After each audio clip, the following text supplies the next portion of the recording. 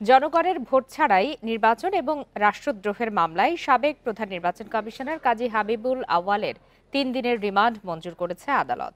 দুপুরে তাকে ঢাকার সিএমএম কোর্টে হাজির করে রাষ্ট্রপক্ষের আইনজীবী ১০ দিনের রিমান্ড আবেদন করলে ৩ দিন মঞ্জুর করে আদালত। এর আগে জেরার মুখে দলীয় সরকারের অধীনে সব নির্বাচন বিতর্কিত বলে স্বীকার করেন তিনি। তবে দায় চাপান রাজনৈতিক নেতৃত্ব ও সরকারের ওপর। আওয়ামী লীগ ও একই দলের স্বতন্ত্র প্রার্থীদের দিয়ে ২০২৪ সালের জাতীয় সংসদ নির্বাচন করে ডামি ভোটের কারিগর উপাধি পান কাজী হাবিবুল আউয়াল।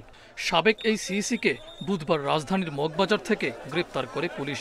বৃহস্পতিবার দুপুরে কড়া নিরাপত্তায় তাকে হাজির করা হয় পুরান ঢাকার সিএমএম আদালত প্রাঙ্গণে। প্রায় ১০ মিনিট আদালতে জেরার সম্মুখীন হন কাজী হাবিবুল আউয়াল। এ সময় দ্বাদশ সংসদ নির্বাচন বিতর্কিত স্বীকার করে সমস্ত দোষ চাপালেন হাসিনা সরকারের উপরে। সে স্বীকার করেছে যে ওই নির্বাচনটা দামি নির্বাচন ছিল। হাবিবুল আউয়ালকে অসুস্থ দাবি করে জামিনের আবেদন করেন তার আইনজীবী। তবে তার বিরুদ্ধে সাংবিধানিক পদ লঙ্ঘন করে নির্বাচনের নামে প্রহসন, রাষ্ট্রদ্রোহ ও অর্থ আত্মসাতের অভিযোগ তোলেন রাষ্ট্রপক্ষের আইনজীবীরা। এ বিষয়ে জিজ্ঞাসাবাদের জন্য রিমান্ডের আবেদন জানান। অন্য কারোর উপরে দায় দেওয়ার তার কোনো রকমের সুযোগ নাই। সমস্ত নির্বাচন বিষয়টাকে এই প্রশাসনের নির্বাচনের দায় দায়িত্ব তাকে নিতে হবে। সংবিধান লঙ্ঘন করে রাষ্ট্রদ্রোহী কাজ করেছে। দুপক্ষের যুক্তিতর্ক শেষে সাবেক সিইসির ৩ দিনের রিমান্ড মঞ্জুর করে আদালত। উভয় বক্তব্যের পরে তার বিরুদ্ধে ১০ দিনের রিমান্ড প্রার্থনা করা হয় তদন্তকারী কর্মকর্তার পক্ষ থেকে। সেখানে ৩ দিনের রিমান্ড মঞ্জুর করে বিজ্ঞ আদালত তাকে জিজ্ঞাসাবাদ করার জন্য তদন্তকারী কর্মকর্তাকে অনুমতি প্রদান করেন। গেল রোববার বিএনপি নেতার দায়ের করা মামলায় আরেক সাবেক সিইসি KM নুরুল হুদাকেও রিমান্ডে নেওয়া হয়েছে। মাহফুজার রহমান মিলন, ইন্ডিপেন্ডেন্ট নিউজ, ঢাকা। গণ অভ্যুত্থান দিবস সামনে রেখে ৩৬ দিনের কর্মসূচি ঘোষণা করেছে বিএনপি। ৩০ জুন দিবাগত রাত ১২টা ১ মিনিটে কেন্দ্রীয় শহীদ মিনারে মোমবাতি প্রজ্বালনের মধ্য দিয়ে শুরু হবে এই কর্মসূচি। বিকালে রাজধানীর নয়াপল্টনে কেন্দ্রীয় কার্যালয়ে কর্মসূচি ঘোষণা করেন বিএনপির সিনিয়র যুগ্ম মহাসচিব রুহুল কবির রিজভী। শহীদ মিনারে মোমবাতি প্রজ্বালন করবে ছাত্রদল। আগামী ৬ আগস্ট স্বৈরাচারের গুম হত্যা নিয়ে আলোচনা সভার মাধ্যমে কর্মসূচি শেষ হবে। ৫ আগস্ট সরকারের বিভিন্ন কর্মসূচি থাকায় সেদিন বিএনপির কেন্দ্রীয় কর্মসূচি থাকবে না বলেও জানান রুহুল কবির রিজভী।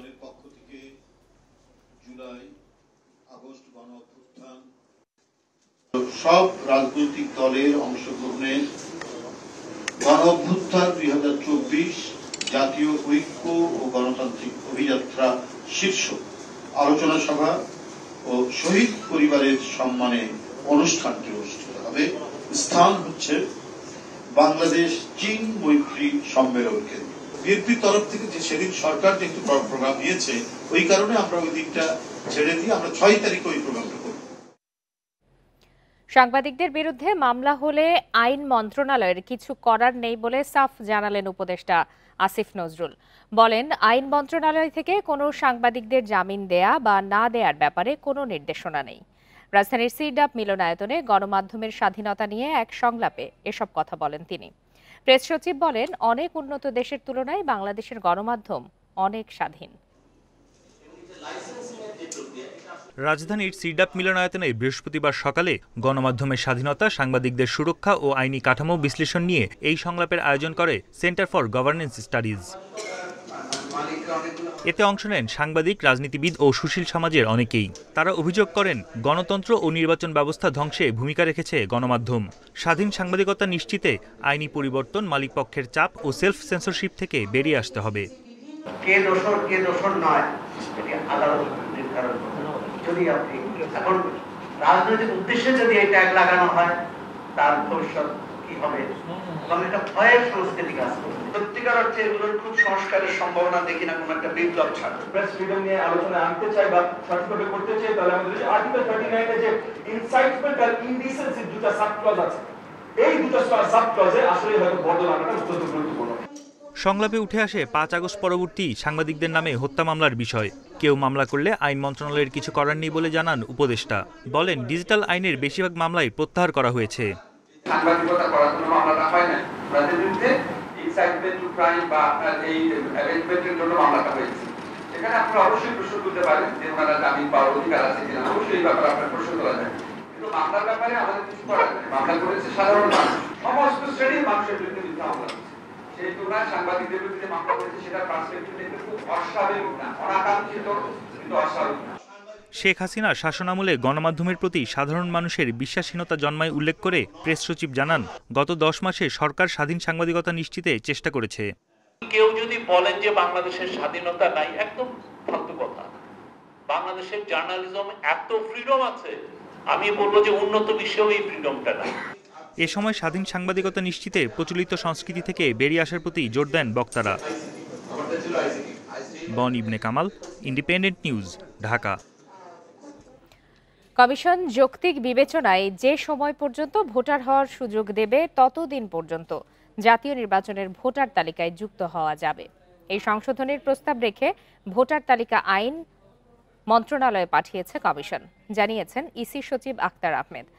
বৃহস্পতিবার নির্বাচন কমিশনের সাংবাদিকদের প্রশ্নের জবাবে এ কথা জানান তিনি।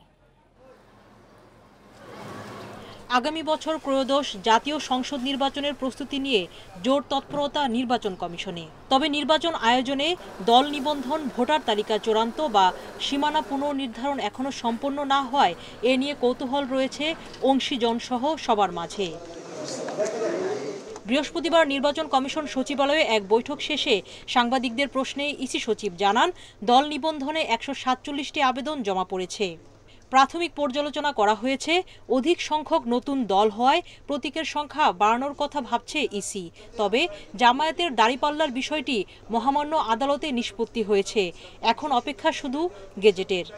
রাজনৈতিক দলের নিবন্ধনের সাথে প্রতীকের একটা সম্পর্ক আছে। আমাদের এখানে যে প্রতীক, আমরা এখন প্রতীকের সংখ্যা বাড়াবো। এখন এটা প্রতীকের সংখ্যা কোনটা হবে এটা কমিশন সিদ্ধান্ত নেবে। সীমানা নির্ধারণ সম্পর্কিত একটা কার্যক্রম আমাদের চলমান আছে। জনসংখ্যা, জিওগ্রাফিক্যাল লোকেশন, অ্যাডমিনিস্ট্রেটিভ বাউন্ডারিজ ইত্যাদি বিবেচনায় নিয়ে যেটা যৌক্তিক মনে হবে আমরা সেটাই করব। এখন এটা চূড়ান্ত হয়নি, এটা পর্যালোচনা পর্যায়ে আছে। ইসি সচিব জানান, কমিশন যৌক্তিক বিবেচনায় যাদের ভোটার করতে চাইবে সেভাবেই ভোটার তালিকা তৈরি হবে। এটা স্বাভাবিকভাবেই আসতে পারে যে কবে ভোট হবে এবং ভোটের আগে শিডিউলের আগে প্রতীক বরাদ্দ ইত্যাদি এই বিষয়গুলো বিবেচনায় নিয়ে কাট আউট পয়েন্টটাকে করবেন এবং এ সংক্রান্ত একটা সংশোধনী প্রস্তাব আমরা আইন মন্ত্রণালয়ে পাঠিয়েছি। নির্বাচনী প্রস্তুতির অন্যান্য কাজ 30শে সেপ্টেম্বরের মধ্যে সম্পন্ন করতে চায় কমিশন। সুলতানা জাহান মিতু, ইন্ডিপেন্ডেন্ট নিউজ, ঢাকা। চীন ও পাকিস্তানের সঙ্গে বাংলাদেশ নতুন কোনো জোটে যুক্ত হচ্ছে না। আসিয়ান জোটে বাংলাদেশের সদস্য হতেও সময় লাগবে। পররাষ্ট্র মন্ত্রণালয়ে ওআইসি সম্মেলন সহ সাম্প্রতিক বিভিন্ন ইস্যুতে প্রেস ব্রিফিংয়ে এই তথ্য জানান পররাষ্ট্র উপদেষ্টা তৌহিদ হোসেন। ভারতের সঙ্গে সম্পর্ক শীতল নয় বলেও উল্লেখ করেন তিনি। প্রধান উপদেষ্টার যুক্তরাজ্য সফর প্রসঙ্গে বলেন, ব্রিটিশ প্রধানমন্ত্রীর সঙ্গে কেন বৈঠক হয়নি তার কারণ জানা নেই। আগস্টের প্রধান উপদেষ্টার মালয়েশিয়া সফরে যেতে পারেন বলেও জানান তিনি। এদিকে ইরান থেকে 26 জন বাংলাদেশি পাকিস্তান সীমান্তে পৌঁছেছেন। সেখান থেকে করাচি হয়ে তারা দেশে ফিরবেন। তবে যুদ্ধবিরতির কারণে এখন আর কেউ ইরান থেকে দেশে ফিরতে চান না বলেও জানিয়েছেন পররাষ্ট্র উপদেষ্টা। আলাপ আলোচনা কিন্তু পুরোপুরি ছিল কানেক্টিভিটি, তারপরে ব্যবসা বাণিজ্য বৃদ্ধি, এগুলি বিষয় নিয়ে। এখানে কোনো ধরনের কোনো ওই আপনার যে জোট গঠন যেটাকে বলছে সেরকম ধরনের কোনো কিছু এটাতে ছিল না। এটা নিতান্তই একটি প্র্যাকটিক্যাল কিছু সুযোগ সুবিধা সৃষ্টির ব্যাপার।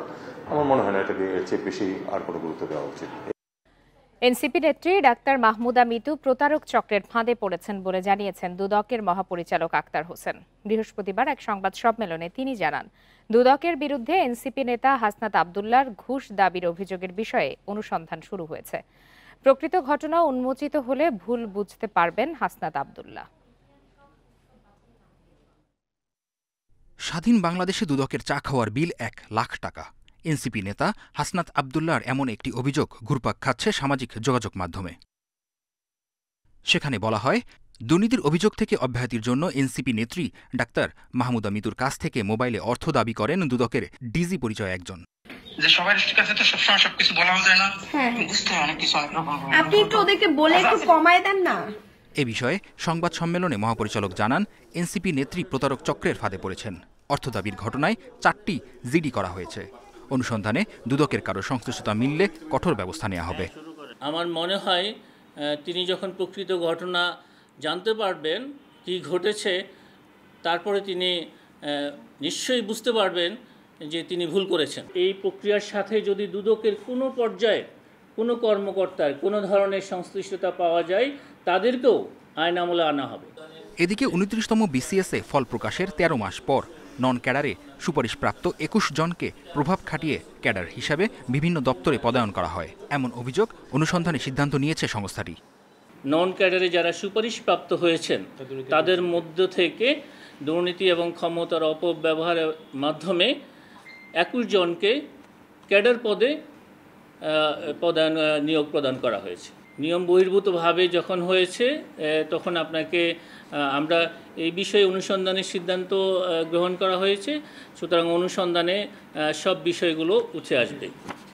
এছাড়া ব্যাংক ঋণের প্রায় 50 কোটি টাকা আত্মসাতের অভিযোগে এনআরবি গ্লোবাল ব্যাংকের সাবেক এমডি পিকে হালদার সহ 25 জনের বিরুদ্ধে পৃথক 2টি মামলা করেছে দুদক। অনুসন্ধানটা শেষ করে মেহেদী হাসান, ইন্ডিপেন্ডেন্ট নিউজ, ঢাকা।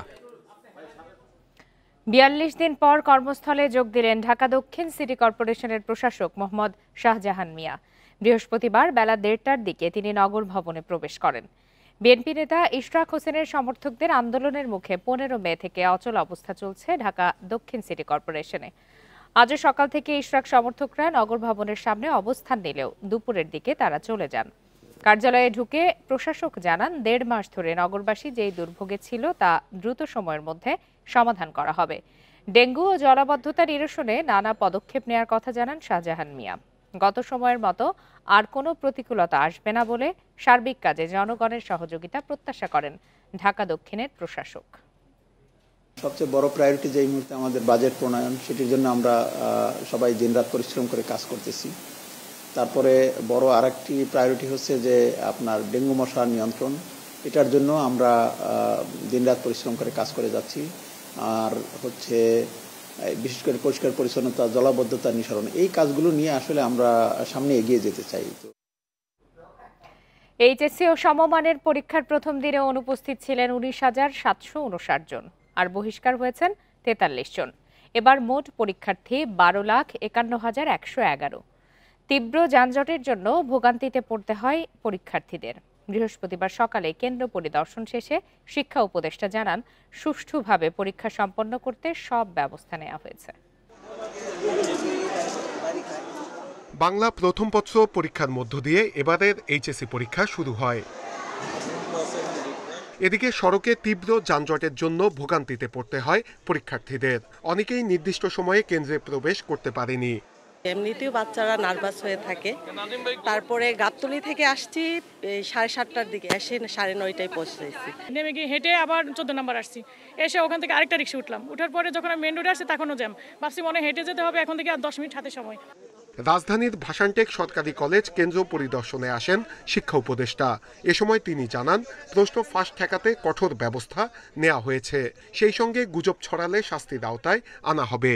দুষ্ট চক্র তো সবসময় তারা চেষ্টা করবে এগুলো করতে, কিন্তু যেভাবে আমরা এসএসসিটা সামলেছি আশা করি এগুলো আমরা সামলাতে পারবো। এবং যতটুকু করণীয় অনেক আগের থেকেই প্রশ্নপত্রগুলো নির্দিষ্ট জায়গায় সেগুলো নিয়ে যাওয়া, সেগুলো একটা হেফাজতে রাখা এবং পরীক্ষার কিছুক্ষণ আগে সে সেন্টারগুলিতে নিয়ে আসা, সব কিছু মিলিয়ে খুবই একেবারে ডিটেইল প্ল্যানিংয়ের মাধ্যমে সেগুলো করা হয়েছে। প্রথম দিনের পরীক্ষা প্রত্যাশা অনুযায়ী হয়েছে বলে জানিয়েছে পরীক্ষার্থীরা। পরীক্ষা অনেক কমন এসেছে আলহামদুলিল্লাহ, যেগুলো পড়েছি সেগুলো এসেছে। প্রশ্ন অনেক সহজ হয়েছে, না কোনো সমস্যা হয়নি। একটু দেরি হয়েছে, যার কারণে একটু লেখা বাকি ছিল, কিন্তু প্রশ্ন আসলে সহজ, ভালো ছিল মোটামুটি। 10 আগস্ট পর্যন্ত চলবে লিখিত পরীক্ষা, আর ব্যবহারিক শেষ হবে 21 আগস্ট। পরীক্ষা শেষে 60 দিনের মধ্যে ফল প্রকাশ করা হবে। কোনো ধরনের অভিযোগ ছাড়াই প্রথম পরীক্ষা সুষ্ঠুভাবে অনুষ্ঠিত হয়েছে। এই ধারা একদম শেষ পরীক্ষা পর্যন্ত বজায় থাকুক, এমনটাই প্রত্যাশা শিক্ষার্থী এবং অভিভাবকদের। Nure Alam, independent news, Dhaka. NBR চেয়ারম্যানের পদত্যাগ ছাড়া আলোচনার কোনো সুযোগ নেই বলে জানিয়ে দিয়েছে এনবিআর সংস্কার ঐক্য পরিষদ।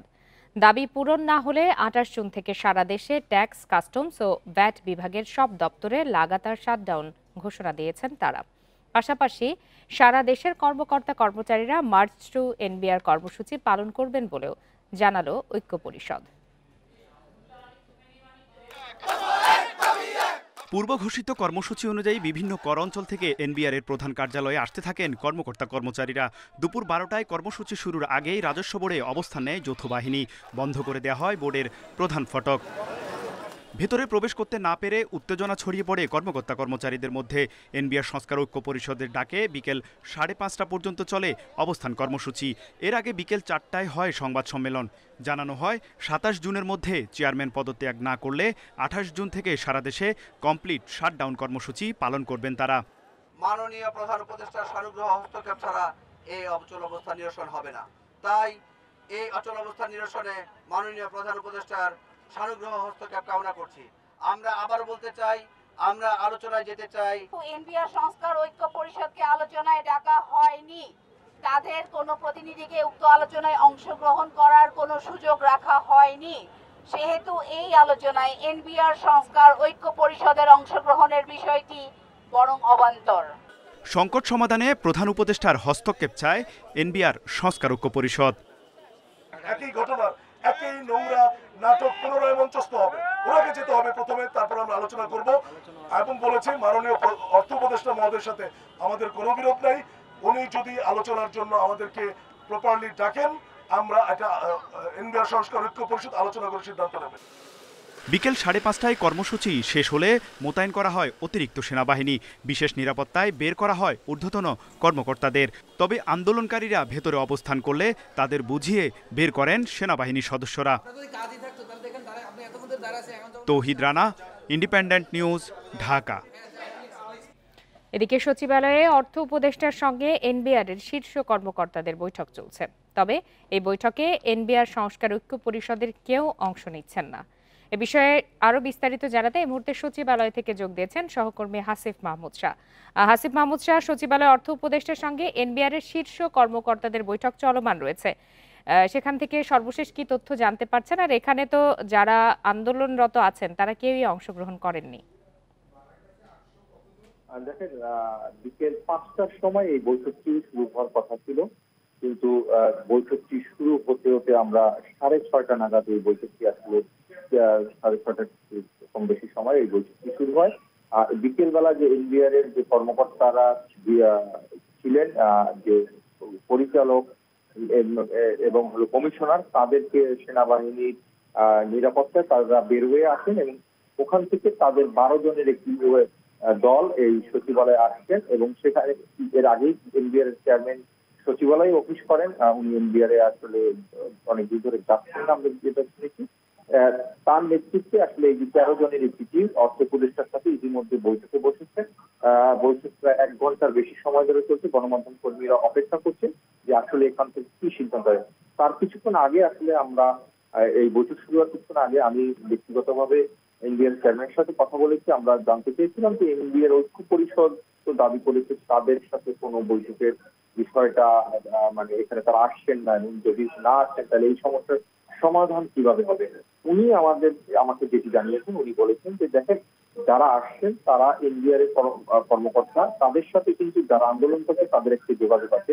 আমরা যে উনি দাবি করছেন যে তারা যদি এই কর্মকর্তাদের, এই কমিশনার এবং পরিচালক যারা রয়েছেন মেম্বার, তাদের সাথে একটা ভালো আলোচনা হয় এবং সেখান থেকে যে সিদ্ধান্ত আছে তারা ঐক্য পরিষদের অন্যান্য কর্মচারী যারা আছেন তাদেরকে বোঝাতে হয়তো সক্ষম হবে এবং এই সমস্যা নিরসন হবে বলে এনবিআর এর চেয়ারম্যান আমাদের সাথে যে কথা বলেছেন উনি এটি জানিয়েছেন।